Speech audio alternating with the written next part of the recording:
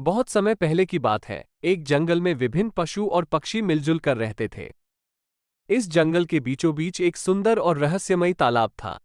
इस तालाब के बारे में कहा जाता था कि यह जादुई है और इसकी पानी में विशेष शक्ति है। एक दिन जंगल के राजा सिंह ने जंगल में घोषणा की कि जो भी इस तालाब के जादू को समझ सकेगा और उसका सही उपयोग करेगा, उसे राजा की ओर से विशेष पुरस्कार मिलेगा। ये सुनकर सभी जानवर उत्साहित हो गए और तालाब के पास जाने की योजना बनाने लगे। तालाब के पास सबसे पहले 4 मित्र पहुंचे। एक चतुर कौवा, एक चालाक लोमड़ी, एक बुद्धिमान कछुआ और एक तेज हिरण। उन्होंने मिलकर तालाब की विशेषताओं का पता लगाने की ठानी।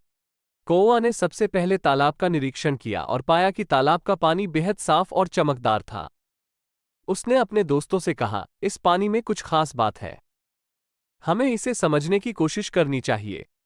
कछुए ने तालाब के किनारे की मिट्टी का निरीक्षण किया और पाया कि उसमें भी अद्भुत गुण थे। उसने मिट्टी को अपनी पीठ पर लगाया और तुरंत ही उसकी त्वचा चमकने लगी। कछुए ने समझाया कि तालाब की मिट्टी भी जादुई है। लोमड़ी ने अपनी चतुराई से सोचा कि तालाब के पानी को पीकर देखा जाए। उसने थोड़ी सी पानी पिया और तुरंत ही उसकी बुद्धि और भी बढ़ गई। लोमड़ी ने अपने दोस्तों को बताया कि इस पानी में वाकई जादू है। हिरण ने तालाब के चारों ओर दौड़ लगाई और पाया कि तालाब के पास दौड़ने से उसकी ताकत और गति दोनों बढ़ गईं।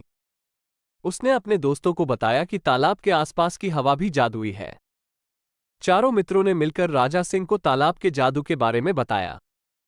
राजा सिंह ने उनके प्रयास की सराहना की और उन्हें पुरस्कार स्वरूप एक जादुई वस्त्र दिया, जो उन्हें हमेशा शक्ति और साहस प्रदान करेगा। इस जादुई तालाब की कहानी से हमें यह सीखने को मिलता है कि प्रकृति के हर तत्व में कुछ खास गुण होते हैं। अगर हम मिलकर काम करें और एक दूसरे की मदद करें, तो हम किसी भी रहस्य को समझ सकते हैं और उसका सही उपयोग कर सकते हैं।